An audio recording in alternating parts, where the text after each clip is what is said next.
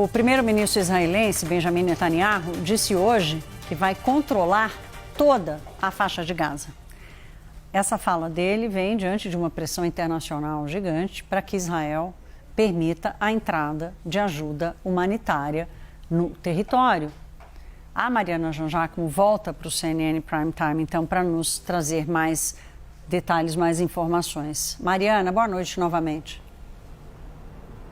Oi, Thaís, boa noite mais uma vez. Boa noite a todos. Thaís, Benjamin Netanyahu falou sobre controlar toda a faixa de Gaza com uma operação militar diferente, uma operação militar terrestre em que os militares ficam nas regiões que são ocupadas, nas regiões que são conquistadas. Ele fala isso em meio a um bloqueio também que já dura 11 semanas, com Israel negando, aliás, bloqueando a entrada de medicamentos e de comida na faixa de Gaza. Benjamin Netanyahu Israel permitiu a entrada nesta segunda-feira de 5 caminhões com ajuda. Netanyahu disse que permitiria a entrada do básico de alimentação, mas a ONU disse que a entrada desses 5 caminhões foi como uma gota em um oceano de ajuda necessária para a população palestina, para a população na faixa de Gaza que passa fome nesse momento. Essa é a denúncia das organizações internacionais e é por isso que existe uma enorme pressão da comunidade internacional para que Israel pare essa ofensiva militar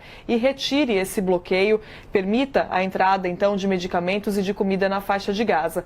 Hoje, países como França, Reino Unido e Canadá ameaçaram aplicar sanções, tomar passos concretos contra Israel se Benjamin Netanyahu não fizer isso, se Benjamin Netanyahu não retirar esse bloqueio, permitir a entrada de ajuda humanitária, de comida, de remédios para as pessoas na faixa de Gaza e não parar essa ofensiva militar. Então é por causa dessa pressão, inclusive, que Netanyahu diz que vai permitir a entrada do básico de alimentação, por exemplo. Netanyahu tem medo de perder o apoio desses aliados, né? Claro, a gente fala dos Estados Unidos aliados históricos de Israel. Trump não retira esse apoio de forma alguma, e, inclusive, quando Israel voltou a atacar a faixa de Gaza, depois daquela breve trégua do começo do ano, a Casa Branca apoiou essa decisão, mas na viagem na semana passada para o Oriente Médio, por exemplo, Donald Trump não parou em Israel, não falou com Netanyahu, né? Não foi até Israel para falar com Benjamin Netanyahu, por exemplo. Então é uma pressão dos outros países que vai crescendo em cima de Israel e, ao mesmo tempo, Netanyahu continua aumentando, né, na verdade, as ameaças, falando agora em controlar toda a faixa de Gaza. Thaís.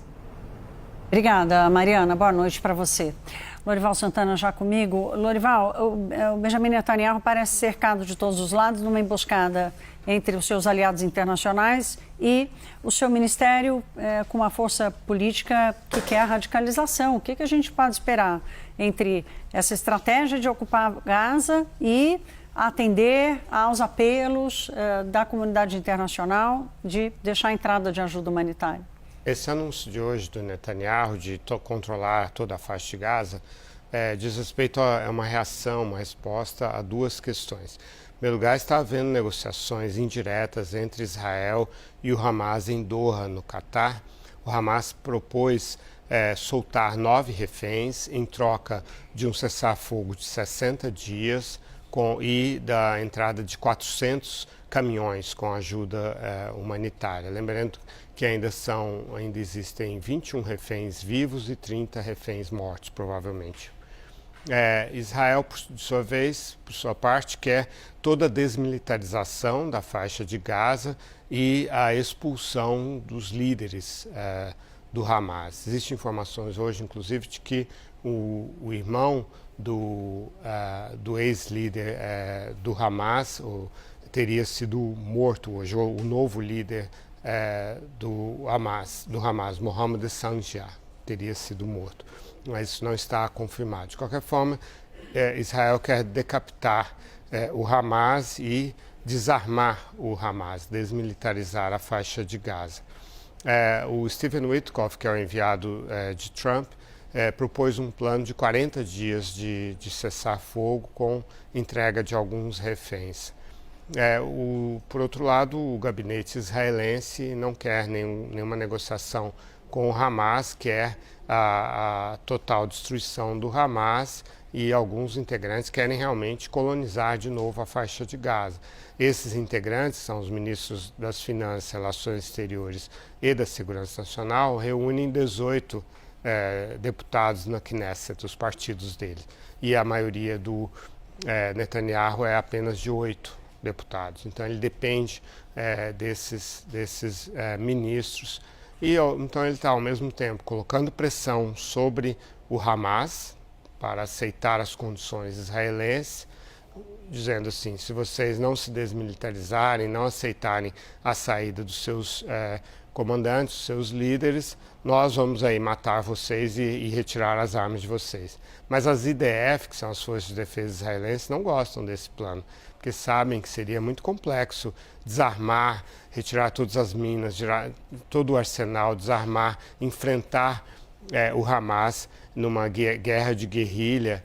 Seria bastante penoso para as forças de segurança israelenses. Mas o Netanyahu é o líder político e tem essa pressão do gabinete israelense e tenta aí se equilibrar entre todas essas pressões. E tem a opinião pública israelense. Estudos mostram que dezenas de reféns morreram nas mãos do Hamas por causa das operações israelenses.